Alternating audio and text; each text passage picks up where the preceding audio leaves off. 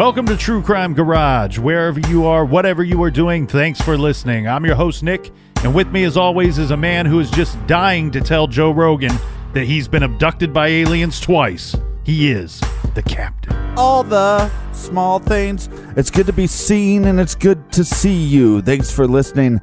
Thanks for telling a friend.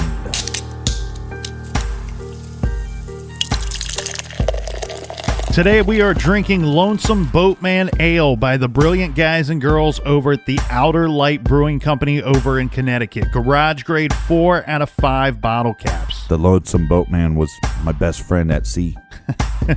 Well, Lonesome Boatman Ale is a red ale. It's a very complex red ale, bready, toasty, and hoppy.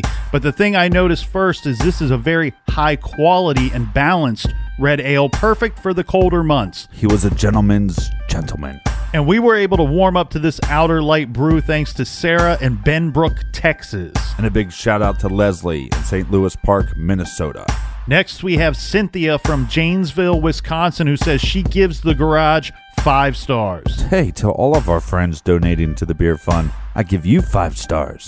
And a big we like your jib to Kelly and Port Moody, British Columbia. And last but not least, we have Jenna in Nashville, Tennessee. So thanks to everybody for going to the website and helping out the garage. If you want to fill up the fridge for next week's show, go to truecrimegarage.com, click on the donate button. And only a couple days left to get your Parts Unknown pre-order t-shirts. Get your order in today, or you're just going to be locked out of Parts Unknown forever. So let it be known that time is running out for Parts Unknown, right, Captain?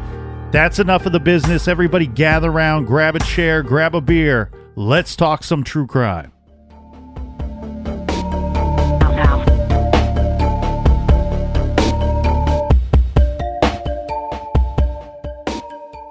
In the early morning hours of July 23rd, 2007, 2 men broke into the home of Dr. William Petit. Petit had lived at the home on Sorgham Mill Drive in the quiet, safe town of Cheshire, Connecticut for 20 years. At home with Dr. Petit that night was his wife and 2 daughters. The 2 men found Dr. Petit asleep on a couch in the sunroom. They beat him with a baseball bat. From there, the 2 men went on to ransack the house and terrorize the girls. This is the nightmarish story of a home invasion and murder. Dr. Petit's wife, Jennifer, and 2 daughters, 17-year-old Haley and 11-year-old Michaela, were killed by these 2 men.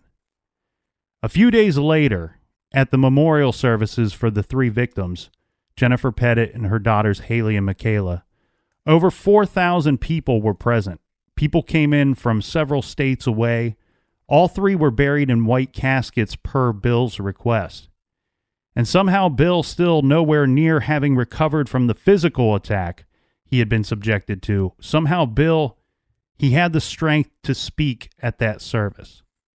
Now let's go back to Monday, July 23rd, because right after the vehicle stolen by these 2 men, Jennifer's van, had crashed into 2 police cars. The police thankfully arrested those men, right? So now we have these 2 guys in custody. The police arrested Joshua Komisarjevsky. He's younger than his partner in crime, Stephen Hayes, by about 20 years. The 2 of them, they shared the same set of issues. Both of these guys are career criminals. They are in and out of trouble for most of their adult lives. They both have problems with alcohol and drugs. Now, both these guys up to this point were guilty of having committed pretty much just petty crimes, breaking into cars, stealing cars. That was Stephen Hayes' thing. Within hours of the arrest, Stephen Hayes was ready to confess and tell the police just what went down, the how and the why. Now, according to Stephen Hayes, the 2 men, he and Joshua, had met at a halfway house and became friends of sorts. Hayes would typically commit crimes to feed his alcohol and drug problems, but he was looking to, quote unquote, step up his game. He wanted to start breaking into homes because he was under the impression that you will find more money and more valuables, especially if you go and pick out a nice home and watch it for a while.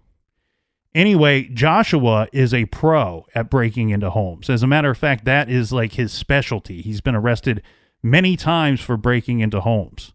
Yeah, and I think when he was arrested one time, he claimed that he broke into 18 different homes. Mm-hmm. So Joshua starts showing his new friend Stephen Hayes how to pick out a good house, how to break in, what to look for, all that sort of stuff, right? In fact, just the day before they broke into the Petit's home, the two had broken into several homes.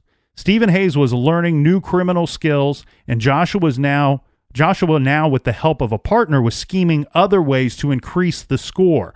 Plus, it's widely believed that he wanted to start committing other types of crimes rather than just B&E and burglary. One of the questions becomes, why did they pick the Petit family?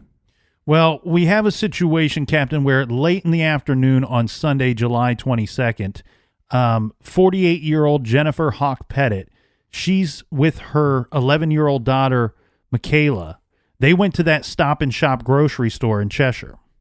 Now, during their trip to the grocery store, somehow they attracted the attention of Joshua Komisarjevsky, who followed them home. He was there waiting for somebody. He said something like... A contractor was supposed to pay him some money or something like that. But anyway, he sees the woman and her child at the store.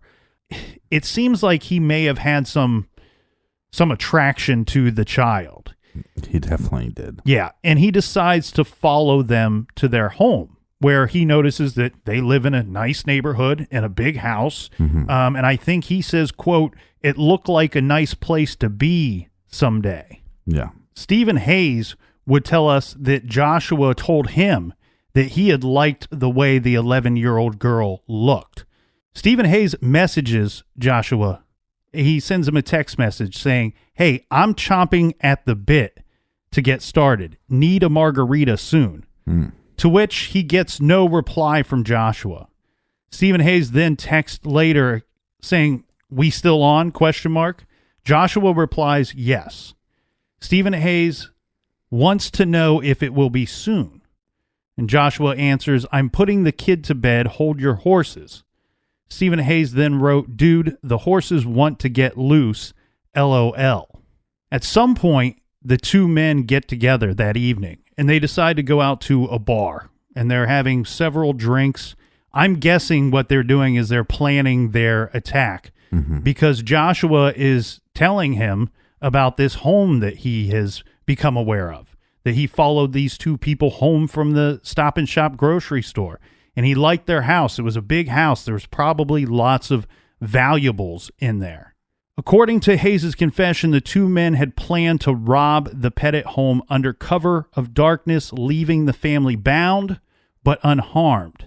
The men got into the home through the cellar door. Remember the cellar door that leads down into their basement from their backyard. The lock on this door was broken. It actually had been broken for quite some time. Yeah, but this is also a neighborhood at that time. A lot of people didn't lock all their doors. And the cellar basement stairs, once inside, would lead up to the Petit family's kitchen. This door, too, had a lock on it, so you could lock it from the kitchen side. However, this lock was not locked that night, and it wasn't common practice for anyone in the Petit family to lock this door. Well, after creeping in through the cellar door, through the basement, and up the stairs, they eventually found William Petit sleeping on a couch. Some people call this the porch. It's more of a sunroom. Now, Bill says he never heard the men approaching him. He actually didn't wake up until Josh struck him in the head with the baseball bat. Josh had found the baseball bat. There's several accounts of this. Most of them saying that it was lying in the yard, somewhere in the backyard. There is an account or two that said they may have found it in the basement. Then tying Bill up at gunpoint and later moving him to the basement. The children and their mother were bound and locked in their respective rooms. Stephen Hayes said that he and Komisarjevsky were not satisfied with the amount of money or valuables that they found in the home, and that was when the bank book was discovered, which showed that big available balance that we discussed. Stephen Hayes went and he purchased the gas, the gasoline in those 2 jugs. He actually did this about 7:00. He actually got lost on his way back to the home, driving around more than necessary. He was communicating with Joshua either by way of text or phone calls or both to try to find his way back to the Petit home, which, of course, we know he ultimately did. Mm-hmm. He unloaded the gas, and then he drove Mrs. Petit to the Bank of America. He mostly drove around. You had said yesterday that she was in there longer than he had expected, and I think this probably made him nervous knowing that there would be some type of cameras or possible surveillance outside of the bank. So he was driving around maybe to hide his identity a little bit better. But during this time, Joshua, still back at the house, he severely escalated the nature of the crimes that would be committed. Stephen Hayes says that when he returned with Mrs. Petit and the money back to the house, that Joshua had told him that he had sexually assaulted the 11-year-old girl that was locked in her room upstairs. He said that Joshua provoked Stephen Hayes into raping Mrs. Petit. While Hayes was raping her on the floor of the living room, Joshua entered the room at some point and announced that Bill Petit had escaped the house. Yeah, but let's be clear about this because, when they're first arrested, Josh is coming out right away saying, my name is, Josh. There's these, here's the people that are in the house. When Stephen is arrested, he doesn't give them the name. He doesn't basically cooperate at all. Within hours, they're both kind of turning on each other. Mm-hmm. This is just shows you what kind of horrible pieces of shit these people are when they say, oh, well, he provoked me to rape the mother. Yeah, you could have just said no. Mm-hmm. You got gasoline because you were worried about fingerprints and DNA. So you knew you're going to torch this house. Yeah. They go back and forth with their stories and they're constantly like, it seems like most of the time they're telling the truth. And then there's these little tiny gray areas where they start putting the blame on the other individual. And I think this is one of them. Oh, he provoked me. Yeah. I mean, we have this situation where Stephen is saying that the plan was to just get rid of the fingerprints, that we just need to hide evidence that we probably unknowingly left within the home. Mm-hmm. And if we could get this gasoline, we could ransack the house, we could get the money from the bank, and then we could tie this family up, move them elsewhere, and torch the house with the gasoline. Right, but what he's saying is because Josh escalated it by raping the daughter, that's the reason why they had to kill him. Mm-hmm. You knew that they saw your face anyways. Mm-hmm. I think there was a possibility that they knew that they were going to get rid of this family, all along. And Stephen says once he's told by Joshua that Bill Petit had escaped the home from the basement, that he strangled Jennifer and then doused her lifeless body and then other parts of the house with that gasoline, including the daughters' rooms, while they're still tied to their beds. Both of the daughters had been doused with gasoline, each with their heads still covered with these pillowcases. Fire was started, and Stephen Hayes and Joshua Komisarjevsky fled the scene. Haley and Michaela both died from smoke inhalation. They were burned to death, and the oldest one, there were signs that she actually got up, so she was alive while she's being set on fire. And as we said, the 2 suspects fleeing the home, they're immediately spotted by police, pursued and arrested just 1 block away from the home. The whole home invasion lasted roughly 7 hours. Both men smelled strongly of gasoline during the interrogation process. Detectives noted this.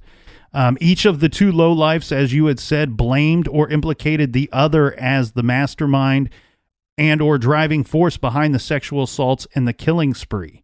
There were even attempts at times to blame the husband and father, Bill Petit, as some type of accomplice. Yeah, and that was kind of the rumor in town. When you have a whole family that is murdered the way they are, and the husband gets free, I think a lot of people assumed that maybe he had something to do with it. On September 13th, 2010, this is how long it takes, Captain, to get to the first trial in this situation. Well, but there's some stuff to talk about before the first trial. I mean, both individuals, both of these low-life pieces of shit, they say, hey, look, we will tell you everything. We'll plead guilty, just give us life in prison with no possibility of parole. That was their first thing that they did.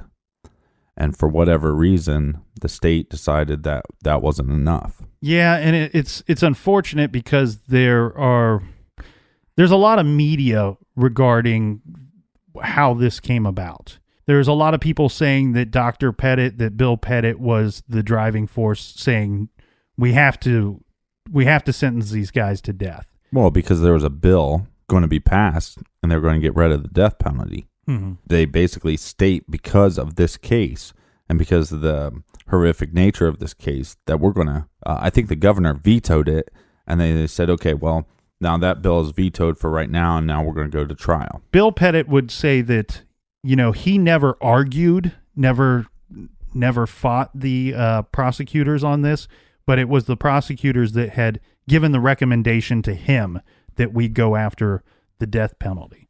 And we don't need to get into a whole death penalty debate or anything like that, but well, that's what this case becomes, the aftermath of it. And the fact of the matter is, I mean, I think, okay, I'm just going to say this because this is kind of what I believe. I mean, none of these details and none of this stuff has to come out in public. And you don't have to spend money on this stuff. These guys are going to plead guilty. They're going to spend the rest of their lives in jail. They're not going to go to regular jail. They're going to go to solitary confinement. It's basically like being buried alive. And these guys are going to have to live with their actions for the rest of their lives. Also, in the meantime, before the trial happened, I believe both of them tried to take their own lives. Yeah. So these guys want to die, And so you're going to go after the death penalty? That's kind of what they want. So why would you give these animals what they want? Lock them in a cage, have them deal with their actions and what they did. And they'll have to think about that every day. The other problem that I have with this case is that once you go to trial, now all these details have to be relived. And some of these details weren't known because the cops and the cops weren't sharing this with the media because they didn't have to. They have confessions. And so to me, it's like you can protect them after their death by not having to relive this or not have to put this information onto the public. Yeah, but there's clearly no right answer here. You can make a strong argument for either situation that they should just let them confess and give them life in prison or have the state kill them. You can make a strong argument for either one.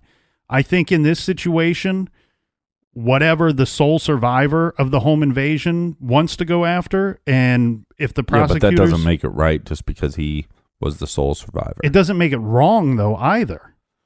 I think there is a right and wrong answer here. Okay. I mean, I think one... I don't know if we should get into this right now, but the state spent over $7 million trying to prosecute these guys. And then Stephen has now asked to be sent to death, and they're still appealing it. And he's like, hey, go ahead, kill me. I want to die. I don't want to live with what I did. And the state's still going, no, we're still going to have appeals. We're going to still spend more and more money on this. I don't know how that makes any sense. Okay. Well, I don't want to put a dollar amount on seeking justice for victims of horrible crimes. How's that seeking any justice? I mean, the big question here becomes, when did the cops know about this, and what could the cops done to possibly prevent this? I mean, they weren't dousing the house with gasoline until they got back, and within probably 30 seconds of them returning back home, police were on the scene. So they had the house surrounded. That becomes the big question. I think that's a moot argument to say, well, I'm putting a price on justice. What is justice? That's what these killers wanted. They wanted to die. So isn't that giving them what they wanted? And is that justice? I would rather give Bill what he wants. I don't care what these two guys want. Anyway, at the first trial, September 13th. Right, but what you're saying doesn't make any sense because what Bill wants and what the killers want are the same thing. It does make sense. How does it not make sense? I'm saying that the guy that had to live through this nightmare, that every day has to wake up without his wife and his 2 children, if he wants these guys killed, I'm fine with it. That's what I'm saying. I'm fine with it. Right. And it doesn't matter what Stephen Hayes or Joshua Komisarjevsky, guys who have lied and manipulated people their entire lives, say that they want. I don't care. I don't care what they want. Right, but what this is not about them. Right, this is not about them at all. But once you go to trial, once you go seeking the death penalty, then guess what it becomes about? It becomes about them. Because now we have to argue, why did they do this? What made them this way? And so the whole trial becomes about the horrific stuff that they did to your family, and then it becomes about these 2 individuals. And if you would have just taken the plea deal and you just would have locked them up for the rest of their lives, we wouldn't be talking about this now. We wouldn't? I don't think so. I mean, this is a home invasion with 3 murders. This is one of the most publicized home invasion murder cases in the state of Connecticut. Yeah, and one of the main reasons it's so publicized is because they went to trial and sought the death penalty. Okay, let's get to the first trial because we could debate this all night. We have the first trial. It takes till September 13th of 2010 to take place. Now, unfortunately, Bill had to sit just about 10 feet from one of the men who had killed his family. At the very start of the trial, the defense for Stephen Hayes simply stated that everything the state says Hayes did, he is guilty of. He broke into the Petit home, watched his partner beat Mr. Petit with a baseball bat. He tied up the girls, purchased the gasoline, drove Mrs. Petit to the bank to get the money, returned her to the home, raped Jennifer Petit, and strangled her. He then followed Josh as the 2 perpetrators fled the home, knowing it was in flames and that 3 persons were tied up and still alive. At least 2, possibly 3 people tied up and still alive in the home. So this trial was not going to be to decide if Stephen Hayes was guilty. Now, this trial would simply decide how Stephen Hayes is going to be punished. Would he get sentenced to life in prison, or would he get the death sentence? Attorney Thomas Ullman told the jury, this is Hayes' attorney, told the jury that a sentence of life in prison would be the harshest possible punishment for his client because he was so tormented by his crimes and would be isolated in prison, stating life in prison without the possibility of release is the harshest penalty. It is a fate worse than death. If you want to end his misery, put him to death. If you want him to suffer and carry that burden forever, the guilt and humiliation, sentence him to life without the possibility of release. Yeah, and one of the things, like I said before, he tried to kill himself. And one of the reasons was he kept on having these reoccurring nightmares that, Stephen had a daughter, and in his nightmare, his daughter was burning alive. And he would have this dream over and over. Yeah, there were several complications with his trial. One, like you said, the suicide attempt. I guess he was pilfering away the drugs. Maybe some of this. Yeah, I think that was his second attempt. Yeah, he was pilfering away these pills for quite some time, saving them up so he could take a whole bunch of them at once and attempt to kill himself. And then he also had some health issues throughout the course of the trial that may have slowed it down a bit. It came out in Stephen's trial that according to the medical examiner, an unspeakable act had been committed on 11-year-old Michaela. Joshua Komisarjevsky had sodomized the little girl. This was new information that further shocked the public, and the poor family had to hear this information in person at the trial of Stephen Hayes. Joshua had admitted to assaulting the girl orally, but not this. The jury also learned that the police had found pornographic pictures on Joshua's cell phone that were presumably taken by Joshua during the time that he was assaulting the little girl. The pictures showed Michaela naked and tied to her bed, and showed Joshua's genitalia as well in the pictures. Yeah, and this happened when Stephen left to get the gas around 7 o'clock.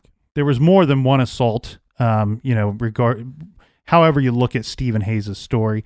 Also presented at this trial were the journals of Joshua, in which he referred to his breaking into homes as extreme sport.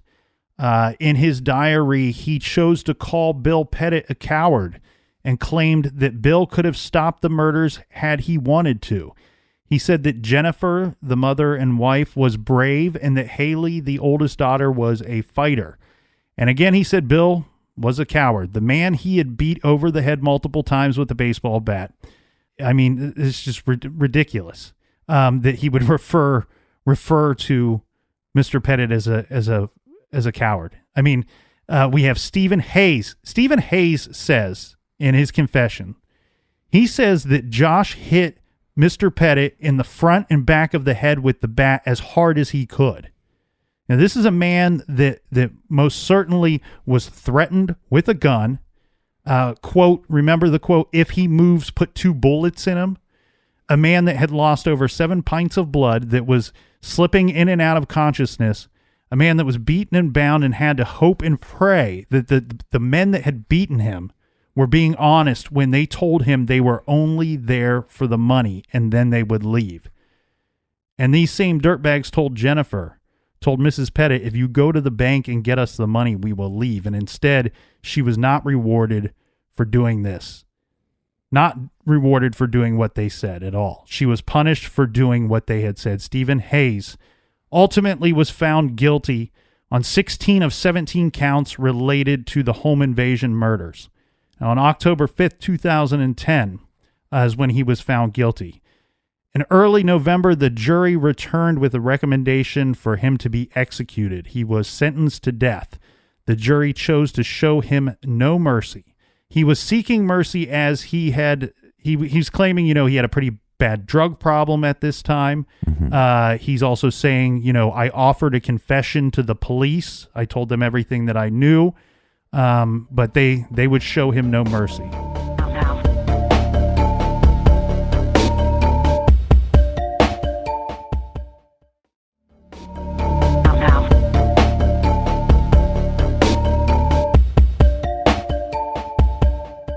All right, we're back. Cheers, mates. We're back from punching each other in the face. Cheers to you, Captain. On December 2nd, 2010, Stephen Hayes, he apologized for the pain and suffering he had caused the Petit family and added that death for me will be a welcome relief, and I hope it will bring some peace and comfort to those who I have hurt so much. Now, Judge John Blue formally imposed 6 death sentences, 1 for each of the capital charges. Blue then added a sentence of 106 years for other crimes that Stephen Hayes committed during the home invasion. And before he finished, he stated this. He stated, "This is a terrible sentence, but is in truth a sentence you wrote for yourself in flames.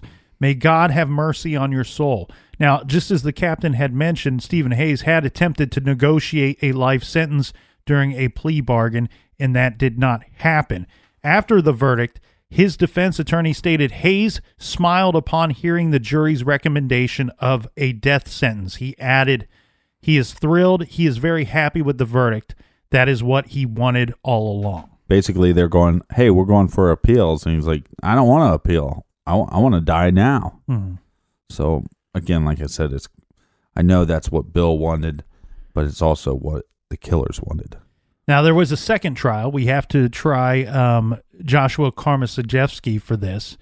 He was born in 1980 to a 16-year-old girl and a 20-year-old mechanic and was later adopted by Benedict Komisarjevsky. Joshua was a very similar setup, let's say. We have this situation where you're caught red-handed, so it's more of a trial of, is he going to get life or death? Joshua was basically begging the jury and the court for mercy. His biological parents had a history of mental illness, and Joshua grew up in a home where he was molested. When he was about 4 years old, his adopted parents brought in a 15-year-old foster kid who raped Joshua and put cigarettes out on him. When Joshua was was older, he ended up molesting his little sister. It's a little unclear how much knowledge the parents had of both of these situations, but it seems like at some point during his childhood, they had some type of knowledge. Yeah. And then choosing to deal with these situations themselves rather than to involve the authorities or any type of counseling. What angers me is that this guy gets his day in court to basically, justify why he did what he did. Mm-hmm. And so, but these claims, originally when they made these claims, I thought, well, this is probably just a bunch of, horse shit, right? Yeah. But the kid was 14 at the time, the foster kid. He admits to it. He apologizes, but it seems like this family always turned to religion. So instead of going to the authorities or anything like that, okay, well, homosexuality is wrong, and we're going to put this kid and we're going to push religion onto him. And I think that's one of the reasons why, how do I say this, that he was attracted to younger females, probably because of the abuse. Okay. But didn't turn to males because of the condemning nature of the church. Of his religion, yes. Right. Just to be clear, in case it confuses anybody, we're telling this story here. And the story is that homosexuality... The situation is this. Homosexuality is wrong according to Joshua's church, to the church that he attended at the time, not according to the captain or the colonel or Nick or however many people are in the garage here. But now, like we saw in the first trial, Captain, with the journal, with Joshua's journal coming out, that stating, Bill Petit was a coward. We see this again in the second trial, where Josh is now saying he claimed that he believed that Bill Petit could have escaped earlier. He claimed that the zip ties and the rope were loose enough that Bill could have wiggled his way out at any time. His lawyer, Joshua's lawyer, also argued that for his client to be sentenced to death, the victims that were murdered had to have died in a cruel manner. Now, their argument is because two of the girls, here's their argument. This is going to make you want to. You thought vomit. You thought you and I got into it earlier with the back and forth. This is going to make you want to kick a hole through the garage door here. Done and done. Okay, so the argument is this: that Stephen Hayes killed the mother, right? So you have to take that one off the table when you have Joshua on trial. So he should only technically be charged with killing two people. And they're stating these two girls, their cause of death is technically listed as smoke inhalation. The smoke inhalation is described, and this was forced to be described by Josh's lawyer. He had the experts, the medical experts, explain what typically happens when somebody dies of smoke inhalation. Well, their argument is that the way the experts described this did not particularly mean that it was a cruel manner in which these two girls were killed. Of course, they purposely failed to mention the hours of traumatizing the girls, the little one raped, both doused with gasoline, and like you said, were on fire and surrounded by flames as they died. There were some details that were learned in the trial regarding that night, as the two men had some troubles with 17-year-old Haley. Remember, Joshua's journal had said that she was a fighter. Yeah. Both the men had ripped landline phones out of the walls once they took over the home. Well, at least once, I believe possibly twice, they caught Haley with her cell phone or someone else's cell phone attempting to either notify someone or possibly call 911. On October 13th, 2011, Josh Komisarjevsky was convicted on all 17 counts. On January 27th, 2002, Judge John Blue sentenced him to death by lethal injection, to which his sentence became an automatic life sentence, as did Stephen Hayes's when eventually Connecticut abolished the death penalty. This took place in 2015.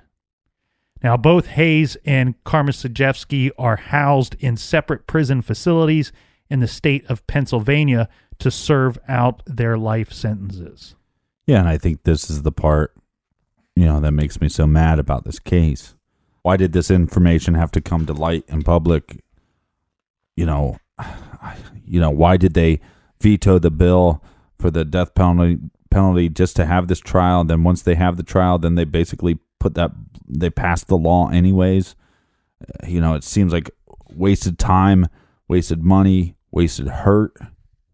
I don't know. Well, to be fair to you, Captain, I think as with all of us, this is just one of many aspects of this case that make us all very angry and upset with everything. I mean, there's just no way to feel good about any of this, regardless of what type of sentence or punishment these two monsters end up getting in the end. Right, and HBO made a documentary about this, and when I was watching it, towards the end of it, and they're talking about Josh's trial and what happened to him as a kid. I mean, I think that's what really frustrated me the most, and what made me so angry is these guys are horrible individuals, and I don't want to know why they got that way, and I don't want to feel sorry for them at all.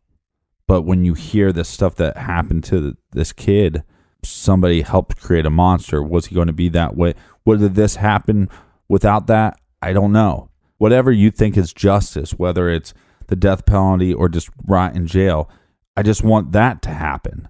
But I don't want to look at him as a victim, and I think by giving him the day in court, you have to examine those things.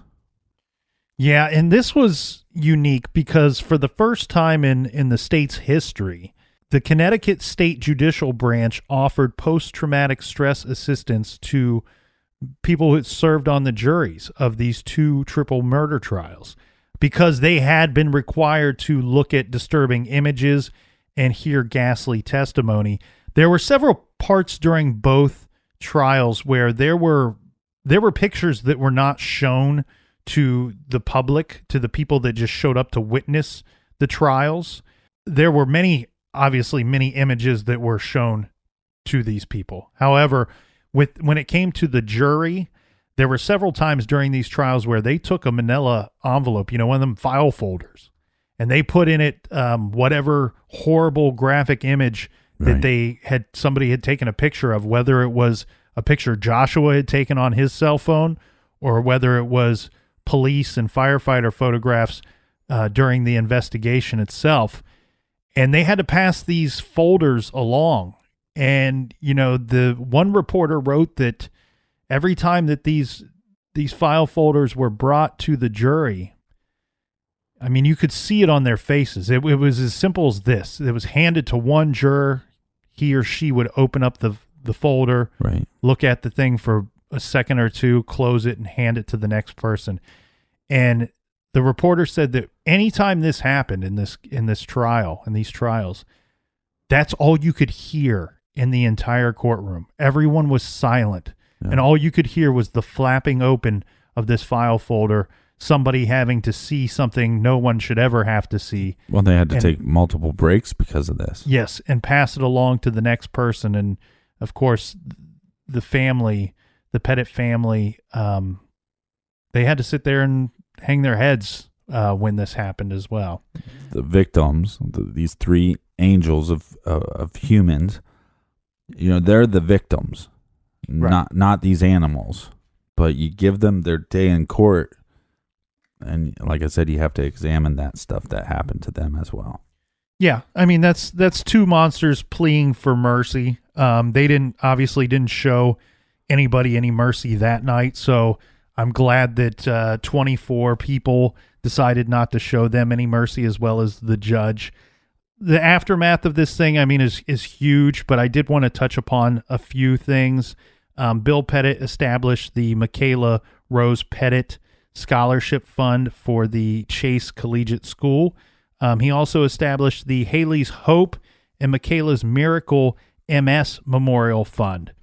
There were several organizations and foundations that have been set up because of Bill Petit and because of people close to this case trying to do a lot of good because a lot of bad happened. Yeah.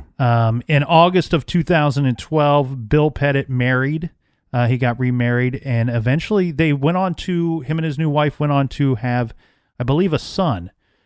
So some kind of form of healing for Bill. Yeah, and they actually tore down the Petit family home, and they turned that into a memorial garden. I really liked what one of the grandparents said, is that if closure means anything of forgetting, then I don't want any closure. And I thought that was good, because the thing is that these the three beautiful souls, they were trying to do good in the world, and who knows what you have a young daughter that raised over $50,000 for MS. Yeah. That's they were the three girls were good in every sense of the word. All three of them. And here's one thing I also want to touch upon too, Captain, is, I've heard people say, and I think this is a fantastic quote, that one's character is best judged in a time of tragedy. And the way that the Bill Petit and his parents and the family members of, the Hawk family and Jennifer Petit's family, the way that they carried themselves, presented themselves, and their humanity through this whole thing, to me, it was amazing how well they were able to carry themselves and hold themselves together during and remain civilized in a situation that none of us can imagine and should never have to imagine going through. Now, Bill Petit, he has not returned to his medical practice since the murders, stating that his desire is to be active in the foundations set up to honor the memory of his deceased family. Right. He now serves as I believe, a state representative. The other thing, too, regarding him not returning to his medical practice, we have to keep in mind the injuries that he sustained during that, and the type of, he's got to have a clear mind. He's got to have steady hands. He has to be able to think on his feet because of his job. And he has said that the injuries he sustained and the loss emotionally, mentally, his heart is broken, that he's no longer able to be of sound mind and be somebody that's able to care for his patients in the way that they deserve to be. Yeah, when you go through a tragic like that, or a tragic loss like that, you have to figure out why care to go on, and that's what he had to figure out. One final thought for me, Captain, is Joshua Komisarjevsky. He called Bill Petit a coward. And personally, I can't think of a more sick and cowardly act than raping a child. Joshua Komisarjevsky is a child rapist. He had a daughter of his own, and there may have been one possibly good thing that could have come of this. I believe he would have eventually, if he hadn't already, I believe he would have raped his own daughter, and very likely many times. That's what he is. That's what Joshua Komisarjevsky is. He's a child rapist, and he, in fact, is the coward. Bill Petit, because of cowards like Joshua Komisarjevsky and Stephen Hayes, he chose to speak at the funeral and 2 trials for his wife and 2 daughters. And on those days, William Petit was more of a man than I have ever been asked to be, and more brave than I could ever imagine to be. One thing that we should touch on, because if we don't, we'll probably get some hate mail, is the reaction from the cops and how they handled this situation. There has been some criticism from the Hawk family. Yeah, and I get it. I don't know that here's the problem. I'm able to sit here in the garage with you, and have a good time with you, and not today, my friend. Yeah, today's been aggravating, but it's because of the case, not because of you, not because of anything outside of this. But I'm lucky. I'm able to sit here and have a beer and relax and talk about this thing that happened 10 years ago. Right. And so you'd think my mind would be clear, more clear than what it is, that I should have a hard stance on these different opinions, but I don't. What I see is a crime that took 6 or 7 hours to commit that broke a lot of people. It broke the family members and it broke the community.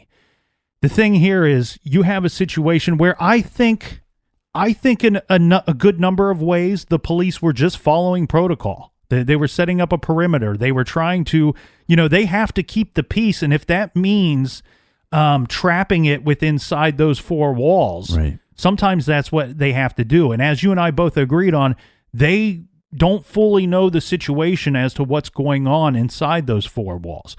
I agree with the people that are angry at the police. Right. And here's what I mean by that. I agree that they're angry because I too am angry. I just don't know that the police are the right people to be angry at. I think that this case is one of these ones that just rips your heart out. And the problem is when you have these two lowlifes who get life sentences or committed to death, whatever, regardless of what they end up getting, you're still angry, you're still mad, and you're still upset.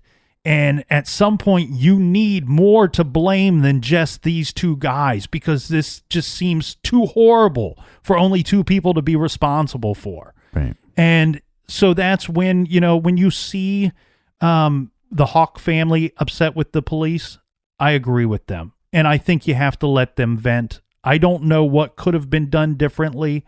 I know that Bill has never publicly blamed the police for any misdoings. Yeah, you want to talk about being courageous. I mean, here's the individual that he feels, he lost all this blood and he still feels that he should have went up the different stairs instead of going outside, that he should have went into the kitchen. And I think he blames himself a little bit and he's probably angry.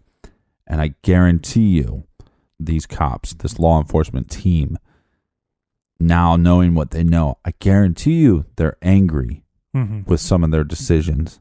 Put yourself in their shoes. You don't know what's happening. You're trying to assess the situation. These cops did not want this to take place. I guarantee you that every single one of them wishes that they could have stopped it. And I'm sure that they're angry, and I'm sure that they blame themselves, and there's no reason for more people to point the finger at them. Hey, one thing I want to point out to all the great garage people out there is that we have our blog that's active on truecrimegarage.com. A lot of these cases, we cover so many cases, a new one every week. A lot of times we are asked if we could do an update and things like that. Yeah. The blog is a running update of all those cases. And the great thing is that everybody out there gets to contribute to that blog and to that information. You can participate by reading or writing your own comment there. I do want to throw one thing in here, please, Captain. No. Silence. He shut it down just like that. Regarding this case, let's not get into a whole pro against death penalty debate on the blog. We will refrain from doing that, but certainly leave your other thoughts there at truecrimegarage.com. A lot of interesting conversation going on regarding the Kanika Jenkins case, the Delphi case. All these cases still very active, so check out that information there. Yeah, you can speculate if we're left or right wing, but we'll never tell you because this is not a political show. So, what I can tell you, Captain, is that this case has made me so very angry, and I'm very lucky and thankful to have a whole big bowl of leftover candy bars from last night. And I will use that entire bowl to comfort myself. Well, I'm going to use... and get me through this troubling moment. I'm going to use a thing called bourbon. So, all right. Thanks for sharing on social media. Thanks for supporting the show. We would be nothing without you. We'll see you again next week. Have a happy Halloween. And until next week, be good, be kind, and don't litter.